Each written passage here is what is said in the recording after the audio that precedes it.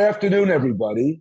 My name is Harvey Kaminski, and I am a member of the Board of Trustees of the American Friends of Bar-Ilan University. And as of recently, I've been given the privilege of hosting our wonderful, comprehensive webinar series. I am very excited about this series. I've been involved with Bar-Ilan myself for about a little less than 10 years. I'll just give you a quick background about myself and what I'm doing here and who I am. So if you want to reach out to me, feel free. As I said, I got involved about 8 years ago with American Friends, just fortuitously by meeting President Ari Zaban, who really overwhelmed me with his leadership, his knowledge, his caring. And ever since that day, my wife Helene and I have been involved. Part of it is my background. I'm originally from Brooklyn. I attended Yeshiva Flatbush, which back in the day and still is very, very Zionist, involved with Israel. And that connection continues up till today. I'm still involved with the school. My wife and I, Helene, as I said, live in Westchester, New York. We have 2 grown children. We're both retired. I was an attorney and businessman, and my wife was a retired gynecologist. Now that we're both retired for a few years, we're trying to do as much as we can in the sector of charity and also in public interest. And Bar-Ilan is at the top of our interest and of our commitment. So with that, last year was the first time I was involved in a Bar-Ilan mission when my wife and I led a mission to Israel last year in May, and that just strengthened our connection to the university with the warmth with which we were received, with the progress in the university and the growth. It's a wonderful story that continues to evolve, and we want to be part of it. So if you have any questions or comments, please just email me privately and I'll be glad to answer it, or you can do that at any time you'd like. With that introduction, I want to welcome everybody here today. We have a very, very robust attendance today from all over. I want to welcome people not just from the States, but also from Canada, Israel, and I believe Europe also. So thank you very much for making the effort to come at this time.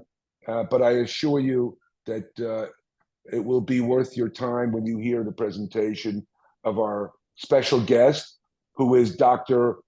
Elai Rettig, or in English, Rettig. I want to show my Hebrew pronunciation. Dr. Rettig is an assistant professor at Bar-Ilan's Department of Political Studies and is also a senior research fellow at the Begin-Sadat Center for Strategic Studies. And today, he will be teaching us everything we need to know about energy's deep influence over the Mideast region. There have been so many webinars, so many talks and articles about the Mideast. This is, I guess, a corollary to everything we've been reading. It's something we need to know that isn't discussed very often, but it's indispensable for us to learn about this in order to have a full overview of what's going on in the Middle East.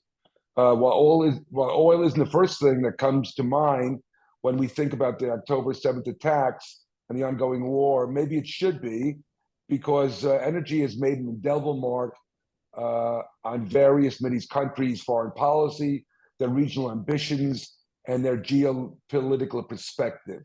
One way or another, the need for oil always remains a dominant force, with energy serving as a linchpin which dictates the often chaotic politics which are unfolding in the region.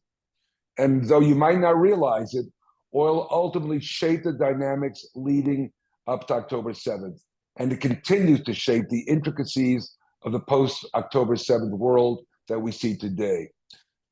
So before I turn over the proceedings to Dr. Rettig, I just want to remind you briefly that Bar-Ilan, which has made tremendous progress in its growth, fundraising, studies, and all.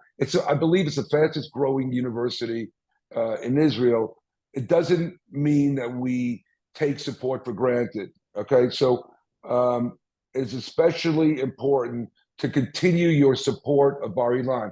I know that people here, for the most part, members of the Bar-Ilan family, but just please always keep Bar-Ilan in your thoughts when you're making contributions, and consider doing your part for this world-class institution. You know, you can find the link included in the comment section if you want to make any donations. With that, I have the great privilege to introduce Dr. Elai Rettig, and he will begin his presentation right now. Dr. Rettig? Thank you, Harvey. I hope everyone can hear me well. Thanks, Harvey, for that great introduction, and thank you to the American Friends of Bar-Ilan University for inviting me to give this webinar. Thanks, James, for setting everything up with Jacob. I appreciate all the logistics that were involved here.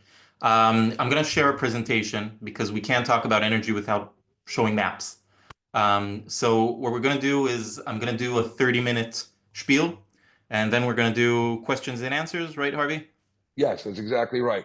And as I said, any Excellent. questions and answers, just fill them in on your Zoom participant email, and we'll try to get to them as many as possible. And if we don't get to your question, then I'm sure Dr. Rettig will hopefully be able to answer it another time or after the seminar. All right, Dr. Happy Rettig. to. And I'll also transfer this presentation in PDF form to whoever is interested in more information. So thank you, Harvey. And as Harvey said, I'm going to talk about energy in the Middle East, but I'm going to talk, not everything about energy, because that's a whole course I give. But I'm going to focus specifically on the politics of oil in the Middle East. We thought a lot about what topic to give in 30 minutes. And it was either the politics of oil, the politics of gas, or the politics of solar panels in the Middle East. Each one of these is a completely different lecture with different dynamics. Here we decided to go with the oil. Maybe we'll have future webinars regarding the other sources. So what I like, why I find oil so interesting is because when it comes to the Middle East, we all understand that oil is important to understand the dynamics of the region. But the debate tends to take two extremes. Either the debate goes to the side of oil is a thing of the past. It's about to go away. We're about to enter a green energy revolution, and Middle East oil is no longer important. If it is, then it's just in its dying era, and we won't need to succumb to the whim of oil exporters in the Middle East because we're moving to renewables, to hydrogen, etc. So it's yesterday's fuel, right? The other side of the debate, the other extreme, is that everything is about oil. Every war in the Middle East, every peace agreement, it all has oil interests in its base, right? You even have reports by Al Jazeera, etc., claiming that the reason Israel is in Gaza is because we want to take over their oil. Now, the fact that Gaza Strip doesn't have any oil doesn't seem to, change their opinion on that. So you have these two extremes, right? Everything is about oil. Oil is a thing of the past. The truth, as always, is somewhere in the middle, right? As the past few years have shown us, on the one hand, every year, every month, it seems, we approach another breakthrough in renewable technology, whether it's solar panels getting cheaper, whether it's green hydrogen, whether it's fusion, nuclear fusion reactors. And we're seeing that the revolution is creeping in. On the other hand, we're also seeing that oil politics still play a huge role in everything we see around us, whether it's the US approach to Saudi Arabia, whether it's the World Cup that was played in Qatar, even though it was very clear that Qatar corrupted FIFA to get it, whether it's Putin's war in Ukraine, we see that energy, oil especially, is very much still prominent in the politics of the region.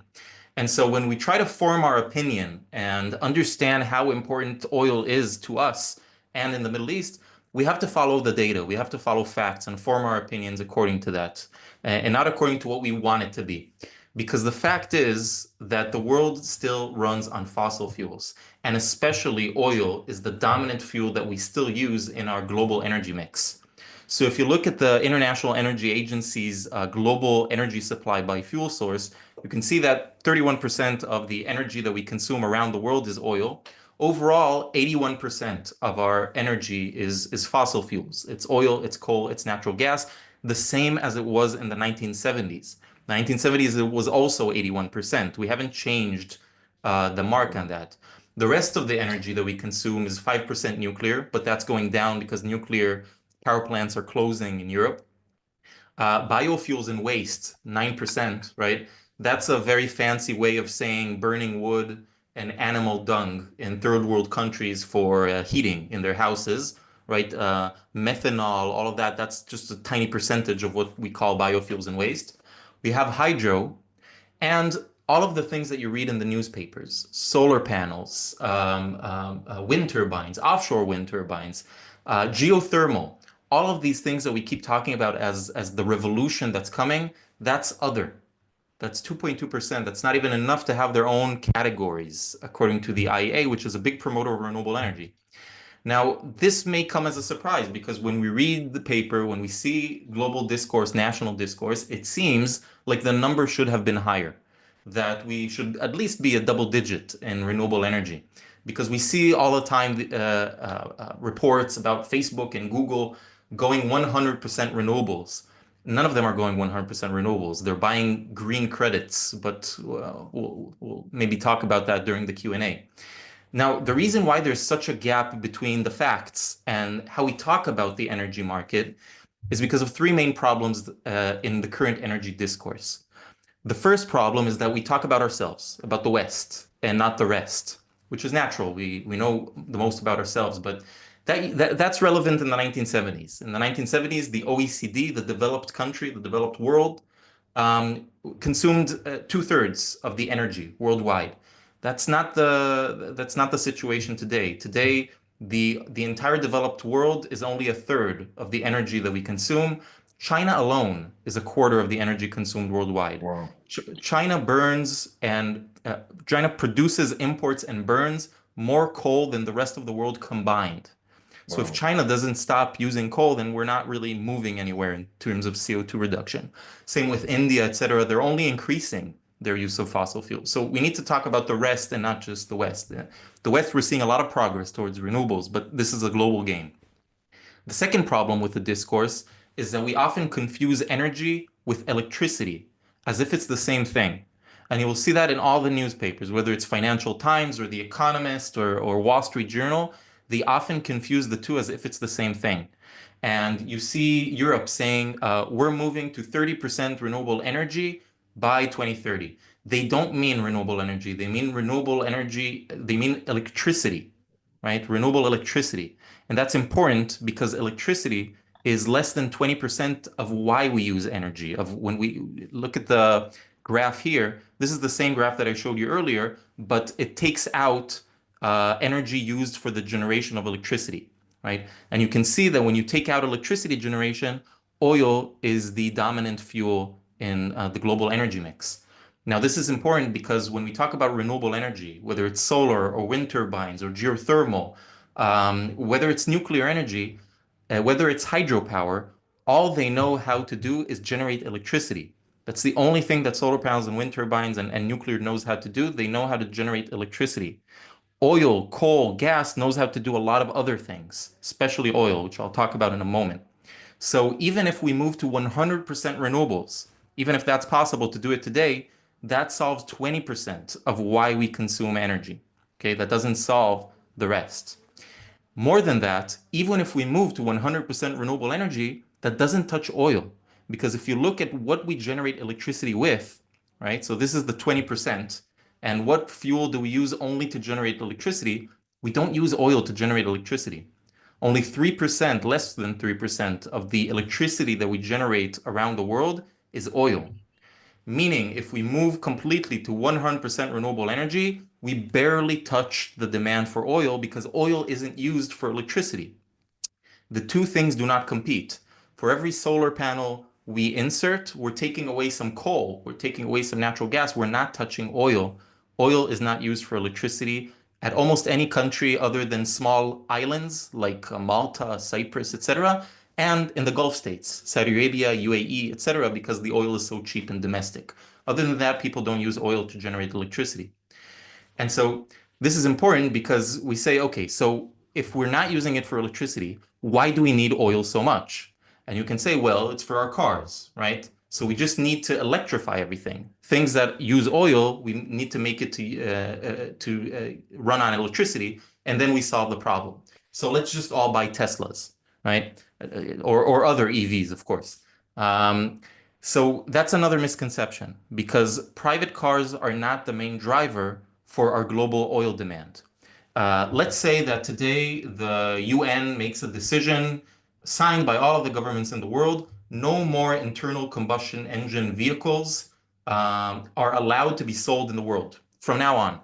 And of course, it takes time until the EVs start replacing ICE vehicles, right, internal combustion engines. But let's say that by 2040, there are no more internal combustion engine cars in the world. It's only EVs by 2040. That will reduce the global demand for oil by 7%, which is good. That's a lot. So that means that today, from current demand, right? So that means that today we consume 100 million barrels of oil every single day.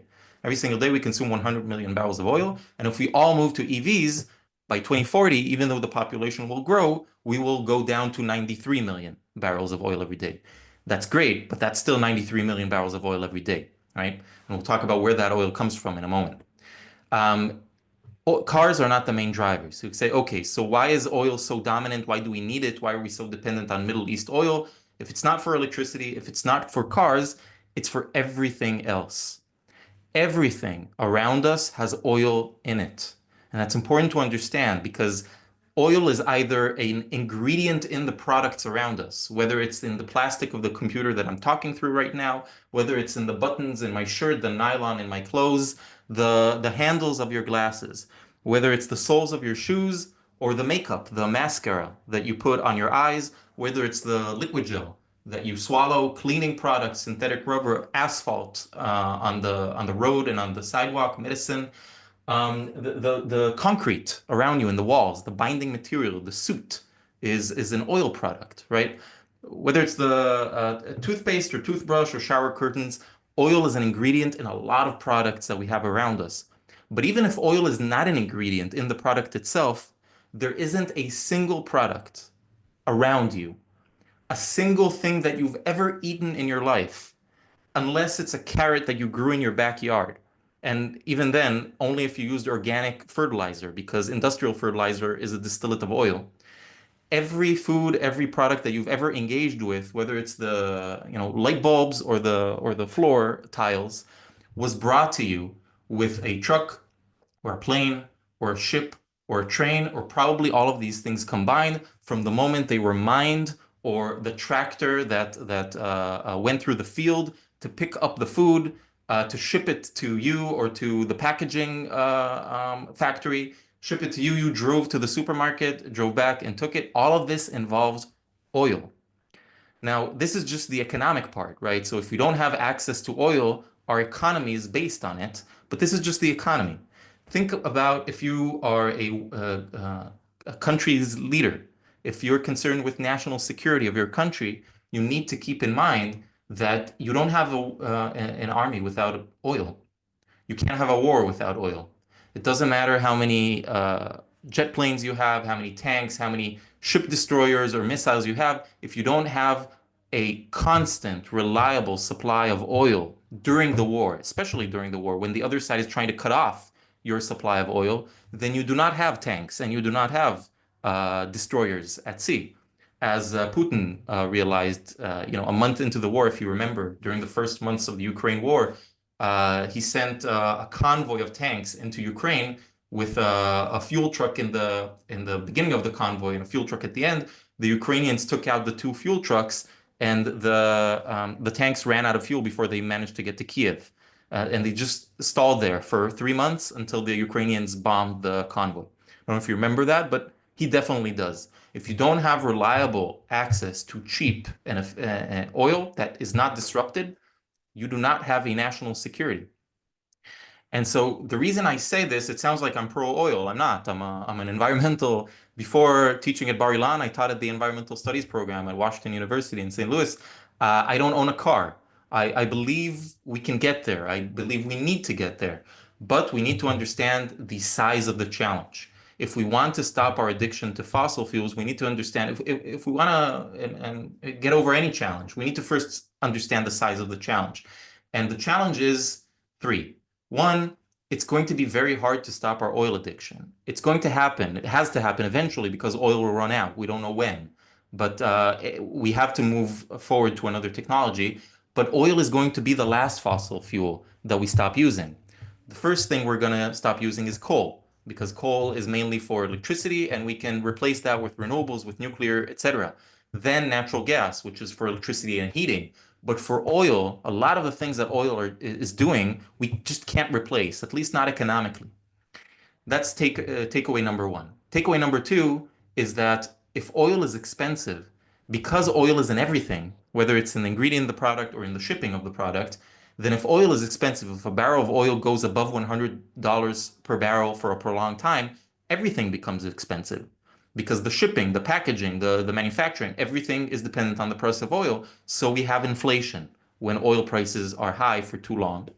And the third part, and this is where oil meets the Middle East, because it's hard to stop our addiction, because if oil is expensive and everything is expensive, if something happens in an oil exporting country that prevents it from getting its oil into the global market, whether it's a civil war, whether it's an attack by another country, whether the shipping lanes are blocked, then it's everyone's business, not just the country that's buying that oil.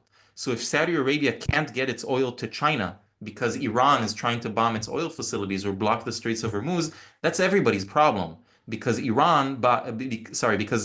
China buys 5 million barrels of Saudi oil every day. And if it can't get its oil from the Saudis, it's going to get the oil from somewhere else. Then there's going to be competition over the remaining oil, and the price of oil is going to go up for everyone because oil is a global commodity with a global benchmark for its price.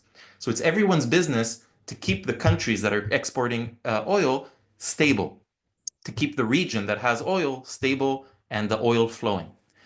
And so because of that, oil importers will go to great lengths to maintain good relations with oil exporters, especially during crisis.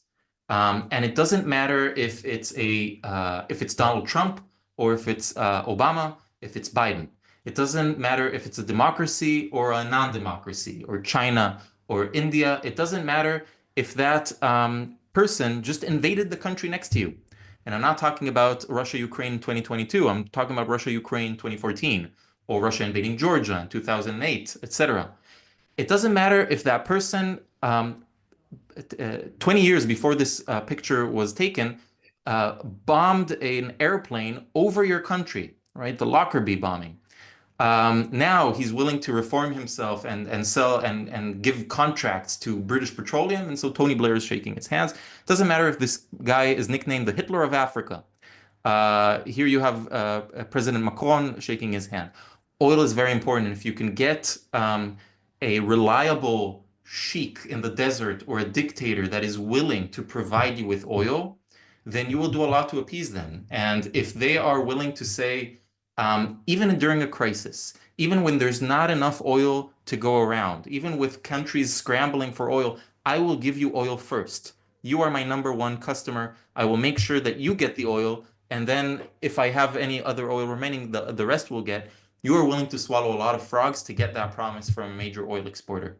You're willing to look the other way when they violate human rights in their own country, because not because you're an evil leader, because this is what your country needs to survive, and your national security and your economy. And so one part of that political kind of game is to get someone on the other side that's willing to promise you oil, reliable, cheap supply of oil at all times, including crisis. But that's just stage one. You also need to make sure that the oil actually gets to you. And that's not the responsibility of the guy who's selling you the oil. Because once he ships the oil, then if the waterways get blocked, then that's not his responsibility. And 40 million out of the 100 million barrels of oil that we consume every day, 40 million are shipped globally, and most of it is by sea. Oil is liquid, it's very easy to transport, and it's mostly transported between countries by sea. The mecca of this is the Gulf region. As you can see here, 22 million barrels of oil go through the Straits of Hormuz every single day. And you can see that most of it, right, goes east through the Straits of Malacca to China. China is the biggest consumer of Middle East oil. 70% of Middle East oil goes eastwards, mainly to China, and then also to India, South Korea, Japan, etc. Now, this is important because when we think about, okay, then if someone blocks a major waterway, a major strait, then how do I release it? How do I make sure that the trade still continues and I get my oil? Well, there's only one country that's actually sending its ships to make sure that these waterways remain open if there's a disruption, whether it's a terrorist organization or a national organization or a country that's blocking, or pirates that are raiding oil tankers. There's only one country that's sending its naval forces, and that's the United States of America, right? It's paying a heavy sum to hold a deep sea water, blue water navy.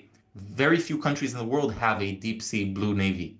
The US has one, Russia has one, the UK, France, India wants one, is building one, and China wants one, and it's building one. But Israel doesn't have a deep sea blue navy, for example. It's very expensive to maintain, and the US does it to ensure the flow of oil to other countries. Now, this is great if you're a US ally, right? If I'm the Netherlands in Europe, and I'm buying oil from UAE or from Saudi Arabia, and someone blocks the Bab el-Mandeb or the Straits of Hormuz or the Suez Canal, then I can rely on the US to come in and open the waterways and ensure that the oil tankers get to me. And that's great because I'm an ally of the US and I'm a free rider and I enjoy the US protection of the international waterways. But what if the US is my rival? What if I'm China? And I think in 10 years from now, I might go into an all-out war with the US.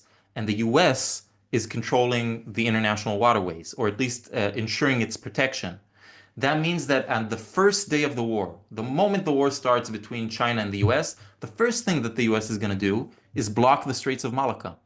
And the war ends because China will run out of oil after 3 months. And so if I'm China and I need to prepare to a day where I might go into an armed conflict with the US, I need to build my own deep sea blue navy. And I need to start guarding, having significant maritime a presence in the South China Sea and slowly push out American Navy from the Straits of Malacca and eventually from the Straits of Hormuz, and build my own ports and ensure my own avenue of oil supply, both from sea and from land, right? The Belt and Road Initiative, so that the US can't cut off my oil when a war starts, right? So I need to build a blue navy and I need to understand how to operate a blue navy, right? Because China has never had a blue navy and very few countries know how to operate one, or definitely how to fight one at sea. The last time we actually had a blue navy fighting another blue navy at sea was World War II. Mainly only the US and Russia know how to do it. And so China needs Russia to teach it how to conduct a blue sea navy war. And so if we want to understand kind of dynamics, we understand why China is so involved in the region, why they're building their own ports, why they're pushing out the US, etc. We need to understand the role of oil into all of this. Now, oil doesn't explain why the US and China are rivals in the first place. Oil doesn't explain why the US and China might go into war eventually. But once there is a rivalry, once there is a war, oil plays an important role in the dynamics of that war, in understanding how each side positions itself. So oil is rarely a reason for a war, but it plays an important dynamic once the war started. Okay. Now, this is all kind of to give you a preview of kind of the global game going on around the Middle East. Now, the Middle East, and especially the Arab Gulf region, is the most important source of oil in the world. Now, as we talk about moving towards hydrogen, towards electric cars, towards nuclear energy, towards renewable energy, then demand for oil will eventually subside, right? Moving to EVs will reduce 7%. And moving to biofuels in aviation will also reduce a few percentage points. And moving to using LNG, liquefied natural gas, instead of oil for ships will also reduce. So eventually the demand for oil will decline.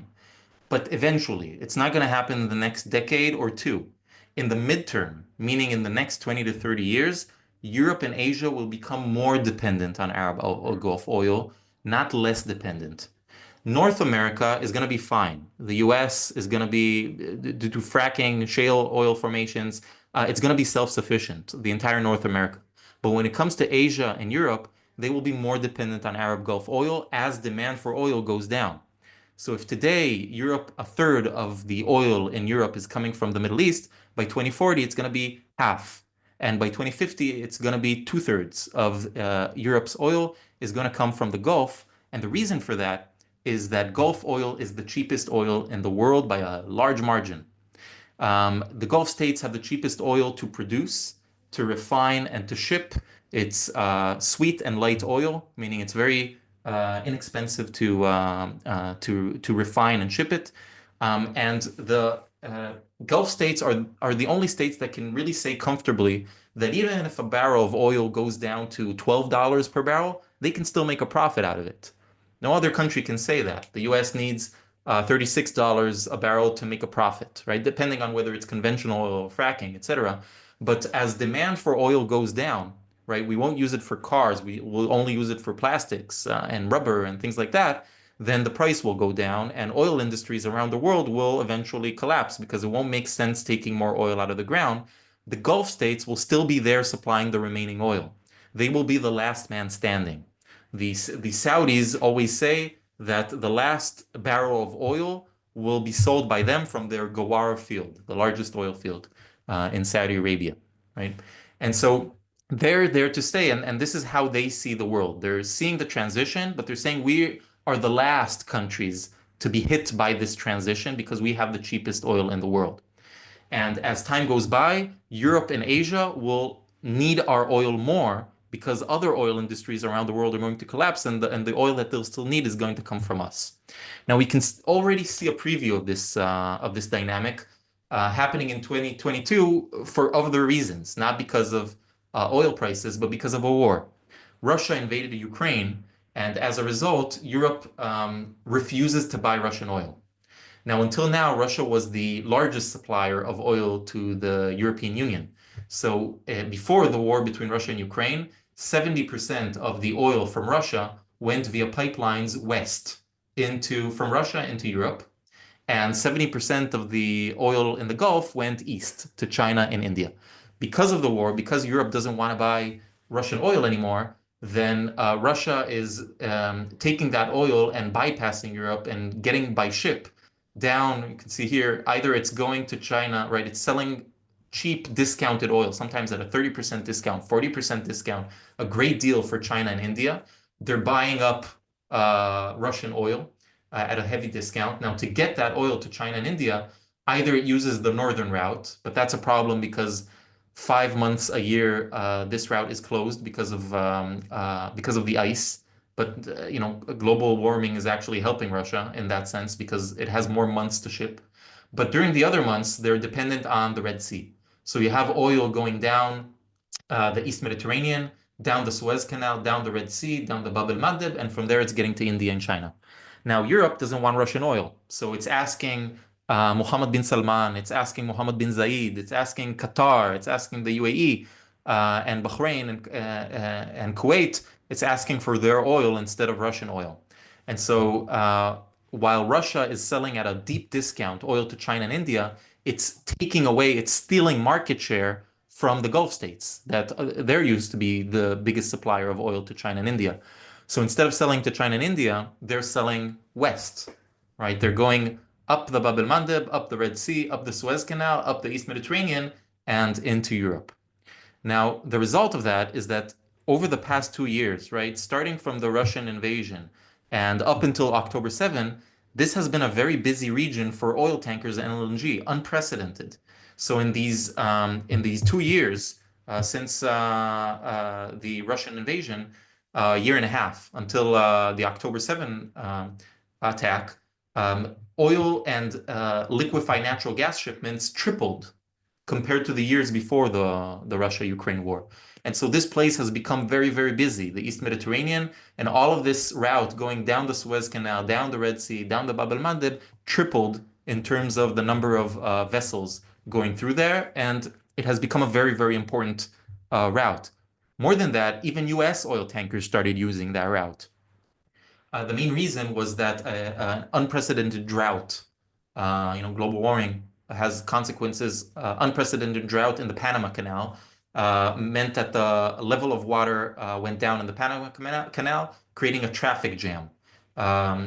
US ships had to wait sometimes 40 days until they were allowed passage through the Panama Canal to reach their customers in East Asia, Japan, South Korea, etc. I will also say that Panama wasn't very fair with US ships and refused to allow priority to US ships and made them wait like every other ship, which, you can argue that wasn't fair considering that the US built the Panama Canal. And so I'm not saying anything political here and how the US president dealt with it, but he dealt with it and now the US ships have priority. But it wasn't that way until now. And so because they had to wait so much, it was quicker for them to just go the entire route and cross the entire world, go down the Suez Canal, down the Red Sea, down the Bab el-Mandeb, and from there to East Asia. All of that meant that on the morning of October 7, this place was prime for disruption because Iran saw it as a great opportunity to use their power over the Houthi rebels here in Yemen to block the Straits of Hormuz. And because so much of the oil is now going through here, much more than before the war, it made the Red Sea and the Bab el-Mandeb, the straits here, into a prime target for disruption. And Iran hoped that by disrupting this, it could raise the oil prices to unprecedented heights. And then the US will be forced to relieve sanctions from Iran and allow it to sell oil because there's not enough oil in the world and we have to lower the price. And so let's give Iran a break and let them sell. That was the idea. Now, again, this is before October 7, and we were well aware that Iran is planning to create this disruption using the Houthis. One of the goals of the Abraham Accords was to create a coordinated naval security arrangement between the navies of Israel, Egypt, Cyprus, Greece, and the navies of the UAE and Saudi Arabia to enforce our own regional security coordination around the Bab el-Mandeb, mainly because that meant it made sense, especially for the US. Rather than have the US send its ships and spend so much money and resources on guarding this area for other people, right? US doesn't need Middle East oil. US allies need in Europe and Asia, they need the oil. So rather than the US ships securing it, the idea was to create kind of a regional coordinated arrangement, and that will release US Navy to go to the other place that's very important, which is East Asia, right, defending Taiwan and the South China Sea. And so Hamas invasion in October 7 provided Iran with this opportunity. The Houthi attacks on the oil tankers delayed oil shipments by 3 to 4 weeks and really raised prices, especially insurance prices. I'm getting a message from James that I need to wrap up, so I'll do 5 minutes really quickly to kind of explain it. Now, oil is not the reason why this October 7 happened at all. And Iran didn't plan for October 7 to happen on October 7. But once it happened, it took the opportunity to lay out its plans and had the Houthi attack the oil tankers. Now, however, the Iranian plan didn't work. It's true that at the beginning, oil prices shot up right after October 7 and the Houthis started bombing oil tankers. But very quickly, the market adjusted to the change and started incorporating the risk into the benchmark price. Before the war, the day before the war, a barrel of oil, of Brent oil, was $84 per barrel. But 3 months into the war, it already went below, right? So it rose to $90, but then 3 months into the war, it went down to $78. Today, oil prices are $73. So Iran's plan to disrupt the Bab el-Mandeb and raise oil prices, thus pressuring the US to relieve sanctions, didn't work. It completely backfired. And the reason for that is that Hamas chose a really terrible date to start the attack. And if we're talking about whether Iran told Hamas to do the October 7th, this is a good example of why probably Hamas surprised even Iran.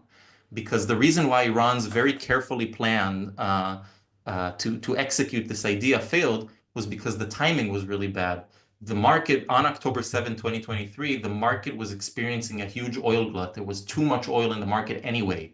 So the disruption didn't really affect oil prices because US is breaking oil production records because of fracking, because of shale oil. At the same time, Russia is also breaking all-time oil production because it's trying to fund its war. So it's producing as much oil as possible and flooding the market with its cheap oil to fund the war because Europe isn't buying its oil or its gas. And at the same time, the biggest customer for oil, which is China, we're seeing that its economic growth is not recovering, and it's also dumping a lot of EVs on its own domestic customers because it's not managing to sell as much EVs as it wants, and it's subsidizing it heavily. And so a lot of Chinese domestic are going for EVs. So demand for oil isn't going up; it's plateauing. So oil prices went down, despite the war, despite the disruptions. It's not just that Iran's plan failed, it even backfired on Iran because the Houthi disruptions just revitalized an old idea and made it even more appealing to everyone. A plan to just completely bypass all of these problematic straits and just get an oil pipeline all the way from the Gulf states through Jordan into Israel and from there to Europe just completely solves the entire thing. It bypasses the high transit fees of the Suez Canal. It bypasses the Houthi attacks in the Bab el-Mandeb. It bypasses the Iranian threats to block the Straits of Hormuz. It makes a lot of sense. And this idea of an IMEC, an India, Middle East, Europe corridor, was discussed years ago. But now, because of the Houthi attacks, it revitalized it once again, created a huge boost to continue this. Having said that, we're talking a lot about this corridor in Israel, but keep in mind that there are other ways to create this corridor. It doesn't necessarily have to go through Israel. Israel was seen as an island of stability in the region, but because of the war in Gaza, it doesn't seem like that to the other countries around us anymore. And so if Israel doesn't move quickly to cement this idea of an energy corridor running through it, then the energy corridor has other routes it can go through, which might completely bypass Israel if it sleeps on this. Just 2 weeks after the Syrian regime, the Assad regime collapsed, Turkey already came up with its own maps that saying, hey, why do you need to go through Israel? We can go directly through the new regime in Syria, which Turkey is considered a close ally to the new Syrian, to al-Julani, and completely bypass it and get through Turkey to Europe, right? So there are other alternative routes, and Israel needs to start stepping into this. Now, Saudi normalization plans are necessary for this to happen. Israel has already normalized relations with UAE. It has peace with Jordan. The missing puzzle here is Saudi Arabia. And so it needs to boost normalization deal with Saudi Arabia to allow this corridor to happen. The Biden administration tried and failed. Maybe the Trump administration can do a better job, but the war in Gaza needs to end for that to happen. The Saudis have been very clear about that. They won't talk about normalization so long as the war is going on. Now, the last thing I'll say is that the biggest obstacle for this to happen, for the Middle East oil to remain relevant, for the Gulf states to remain the last man standing, then the biggest obstacle is not Iran, it's not China, it's not the US, and it's definitely not Israel. The biggest obstacle for the Gulf region is itself. It's domestic. It's local oil demand and subsidies, which are huge. And every day, the Arab Gulf states waste a third of the oil that they're producing on their own population. And I'm saying waste because they give it for free. The Saudis don't pay or pay less for oil than they do for a bottle of water. They all have SUVs. They don't have a lot of consideration for energy efficiency. And I said that no country in the world uses oil to generate electricity anymore, except for small islands and the Gulf states. They still use oil to generate electricity, and it's very hard to cut subsidies For Saudi or Emirati citizens, they don't like it. They go out to protest. And especially after the Arab Spring, subsidies have only increased. And so I said that the Gulf states can live off of $12 a barrel, right? They can still make a profit out of $12 a barrel. But because of their vast subsidies to their citizen, they need $81 per barrel just to break even in their annual budget because of all of these subsidies. A third of the oil they produce. So if Saudi Arabia produces 11 million barrels of oil every day, 3.5 million barrels are wasted on their own population rather than being exported, helping cement their economy and their geopolitical status. Now, Saudi oil subsidies to the domestic sector cost them $61 billion every year out of 250. So a quarter of their budget just goes on giving stuff for free for their own population, and the demand rises 7% every year. Because if you give stuff for free to people, then they consume more than they would have consumed if it cost anything, and they have bigger families. And at this pace, the Gulf states will just not have oil to export because it's wasted on their own domestic demand. So they need to come up with a way to generate the same quality of life, to generate electricity, to get vehicles to drive, but without consuming oil and without consuming gas, because the oil and the gas they want to export and sell it. So they need to generate electricity in other ways. They need solar panels and wind turbines and hydrogen vehicles. They need more efficient clean tech technology. They need cheaper desalination plants that create water and consume a lot of electricity to create that water.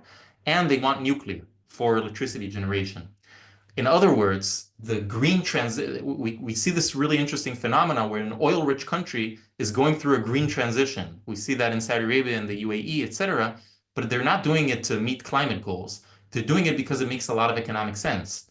Every solar panel that they install is a barrel of oil that they're releasing to export to the global market. So it's to release more fossils in the short end.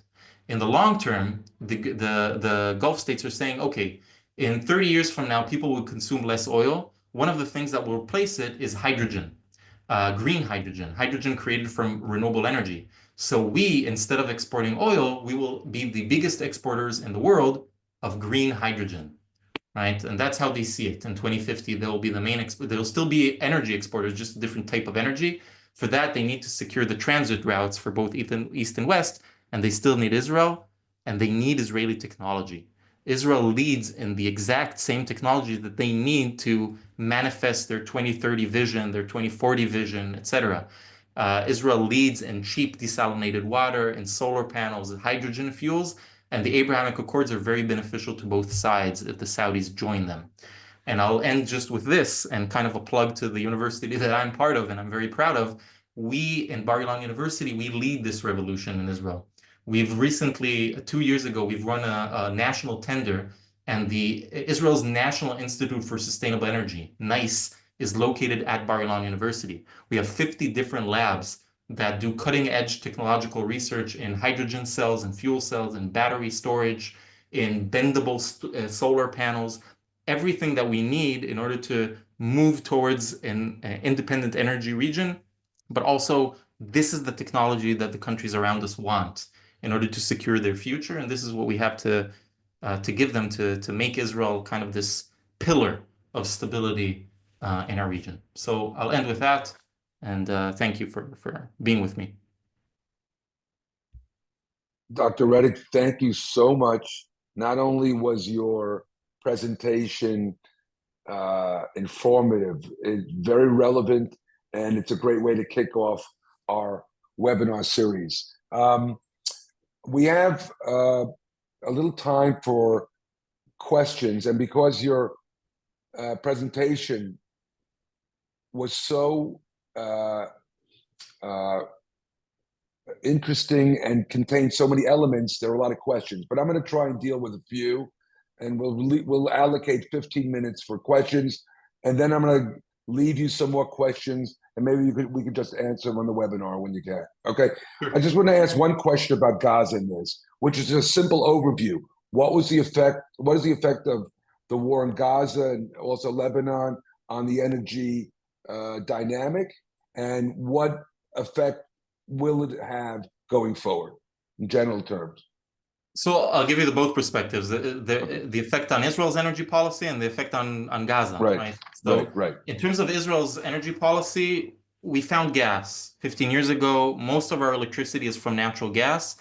And we confused energy independence with energy security. We thought that because we have now our own gas, we don't need to import coal, we are energy independent, and thus we are energy secure. And we forgot that these two things are not the same. You can be energy independent, but not energy secure.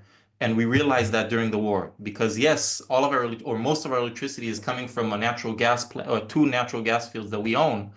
But if something happens to those natural gas fields, or if something happens to the pipeline that brings the gas to the shore, we don't have electricity and we can't store gas. And so during the war, the first thing that happened is that they tried to target, Hamas tried to shoot rockets at the Tamar gas field, and the Tamar gas field shut down for a month. If we would have started a war with Hezbollah at the same time during October, then Hezbollah would start shooting at Leviathan, and then both natural gas fields would have closed, and we would have had blackouts, rolling blackouts all over Israel. That was one of the main considerations why we didn't start a two-front war at the same time in October. And so for Israeli decision makers, it made the realization that depending too much on gas is maybe independent but not secure.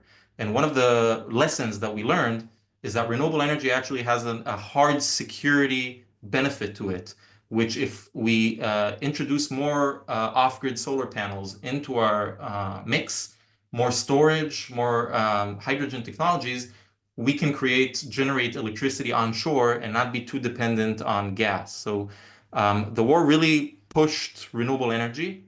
For Gaza, it's a complicated idea, right? So before the war, Gaza was completely dependent on electricity from Israel. We gave it for free to the Gazans, and they just accumulated debt, didn't pay for it. And during the war, we cut off the electricity. But it turns out that during the past 15 years, the Gazans have got pretty used to depending on their own. They built a lot of off-grid solar panels and a lot of diesel generators in the years preceding it. And during the beginning of the war, they still had their own electricity generation facility. A lot of these solar panels were they used for the war. They used to cover the Hamas tunnels. They used to power the tunnels. They used the lithium-ion batteries of the solar panels to generate improvised explosive devices. So the Israeli Air Force started targeting the solar panels. And so they don't have solar power anymore. And so when we're talking about the day after the war, Israel needs to decide what it wants to do or what it can do with the reconstruction of Gaza. The first thing that needs to happen is electricity and water. Right. One of the problems with Gaza is that they don't have water without electricity. This is where things get complicated. Technically, when you're talking about the rules of war, when you engage in a war in another territory where there's population, there are certain rules that you need to follow, certain things that you need to provide or allow the provision to the population. According to international humanitarian law, you need to provide water, food, and medicine, or at least allow the provision of water, food, and medicine to the civilians. You don't need to provide electricity. Electricity is not a human right that you need to provide during war. But in Gaza, it's complicated, because if you don't provide electricity, they don't have water, because all of their water, their water is contaminated. It's full of sewage, it's full of saline seawater, because there's no regulation there. Everybody just drills their own well into the groundwater, and so they don't seal it properly. Every time there's rain, sewage go into it, and they just can't drink it. So the only way they can drink water is if the groundwater goes through water purification systems or with a big desalination power plant that they have in Dir el-Balach. Both of these solutions need constant electricity. So once the electricity was cut, they didn't have water, and then Israel had a problem, and they had to connect them back to the electricity. Otherwise, it's a violation of humanitarian law. And so Israel realized that the fact that we are providing Gaza with electricity, which we thought was a strategic advantage, we thought that, if we can shut off their electricity, then Hamas won't attack us because they'll be deterred by it.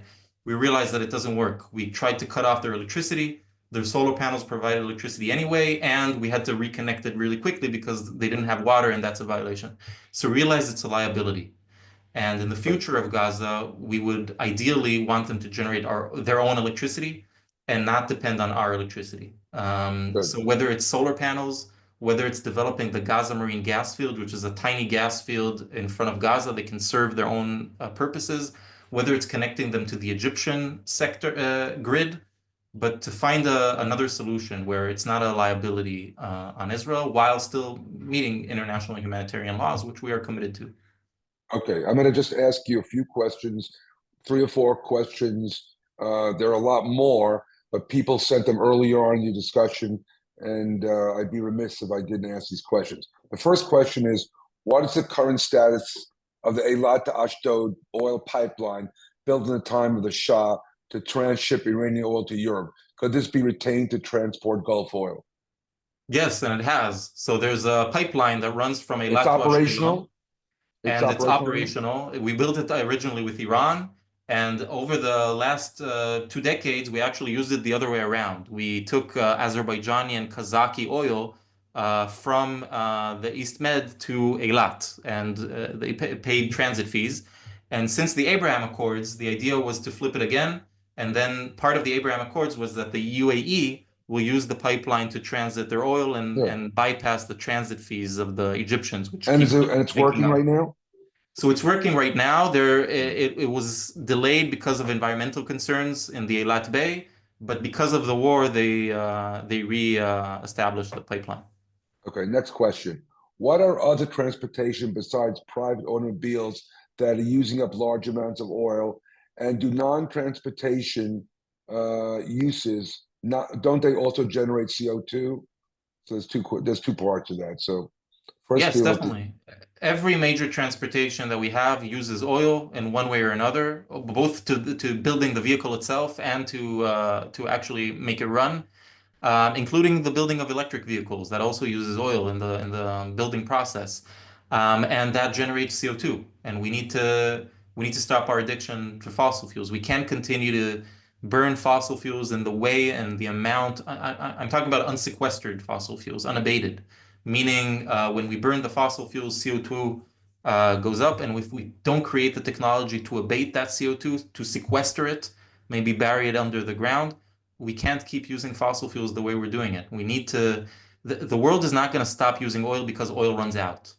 We're going to stop using oil much before oil runs out. You know, there's a famous saying by a Saudi oil minister that the world didn't stop using, right? The Stone Age didn't stop because people ran out of stones, right? The Stone Age stopped because we found a better technology, the Iron Age, Copper Age. Same thing will happen with oil. We're gonna find a better technology to replace it eventually, and we will stop using oil much before it runs out. The question is how quickly and mainly the price that it will take. okay. Just two quick questions, and then was running over, but the material is so important and illuminating that we just keep going. But let me just ask these two last questions.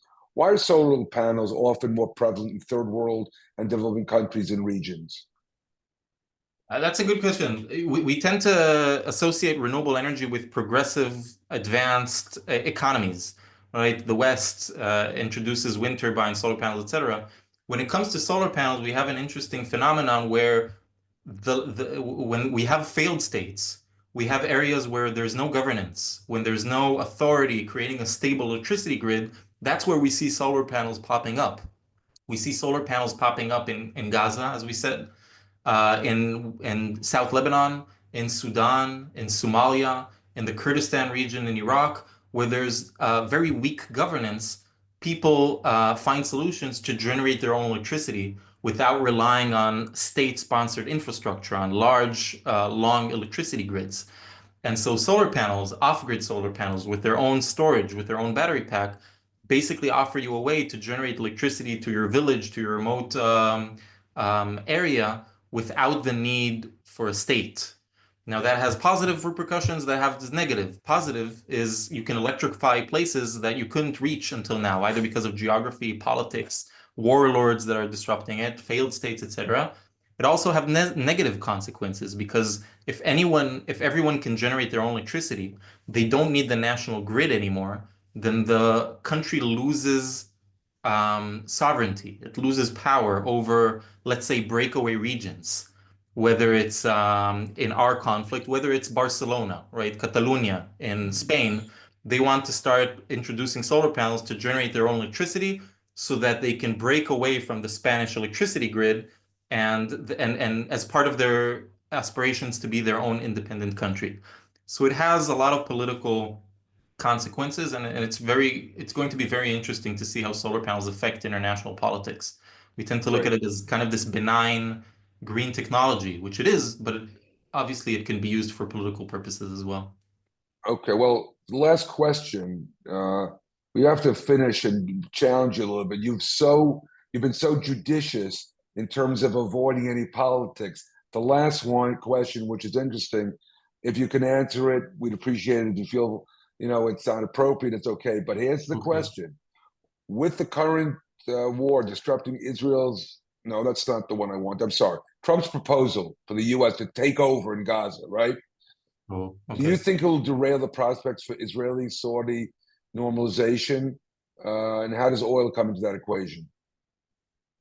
I think this is not my capacity as an energy expert. I think it's a Okay, negotiating tactic. I think Trump has a way of presenting the maximum kind of demand, right, and then it's up to the other side to give a counter offer, right? Like saying he wants to take over Panama Canal, and in right, return he got preference for oil shipments, American oil shipments through the Panama Canal, which could have been what he wanted in the first place, right, not to right, actually take over the Panama Canal. right, So in this right, right, case, my assumption is that his plan to take over, etc., to send Gazans to Egypt or to Jordan is a way to get the Jordanians and the Egyptians to offer a counter plan.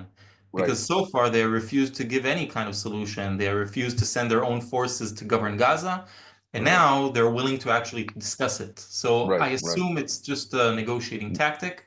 And the closer we get to a solution, the quicker we can get to our normalization deal, which is good for, among other You, things, oil shipments. it's interesting.